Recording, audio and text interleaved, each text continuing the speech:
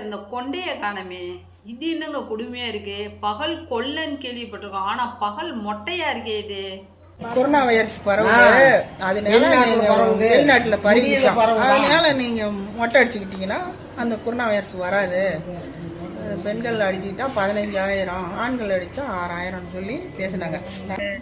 Phone வந்தா ஏமா cut பண்ணிட்டீங்க? சேலம் இது உங்க தாலுகா ஆஃபீஸ்ல இருந்து பேசுறோமா, உங்க தாலுகா ஆஃபீஸ்ல இருந்து தாசில்தார் பேசுறோமா அப்படின்னு சொன்னாங்க. வறுமை கோட்டு கீழே கொரோனா டைம்ல கணக்கு எடுத்தா அவங்க பேருக்கு அமௌண்ட் 15,000 வந்திருக்குமா, இது மாதிரி மொட்டை அடிச்சுக்கிட்டா அந்த காசு வாங்கிக்கலாமா. இது ஒரு இந்த ஃபாரின்ல வந்து ஒமோனியான்ற நோய், அமோனியான்னா உமேகான்ற நோய் பரவுதுங்களாங்க சார்.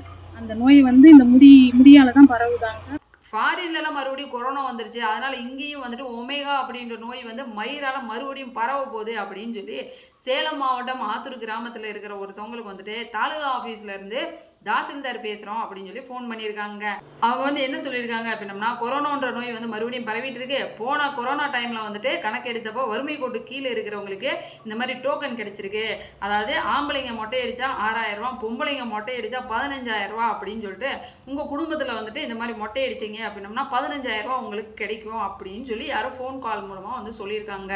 இதையும் நம்பி அந்த கிராமத்து மக்கள் வந்து மொட்டை போட்டிருக்காங்க. அதாவது கொள்ளையடிக்கிறவன் வந்துட்டு ஆள் இல்லாத வீட்டுக்குள்ள பணம், பொருள், நகை இந்த மாதிரி ஏதாவது கொள்ளையடிச்சிட்டு போவான். வழிப்பறி பண்றவன் வந்துட்டு ரோட்ல போறப்ப கழுத்துல காதுல ஏதாவது போட்டிருந்தா அத்துட்டு போயிடுவான். ஆனா இது வந்துட்டு புது ட்ரிக்கா இருக்குது. எப்பயுமே இந்த மாதிரி ஸ்பேம் கார்டில் வந்துட்டு ஃப்ராட் பண்ணவங்க பணம் வாங்குறதுக்கான முயற்சி தான் பண்ணுவாங்க. ஆனா இது வந்துட்டு புதுசா இருக்கு.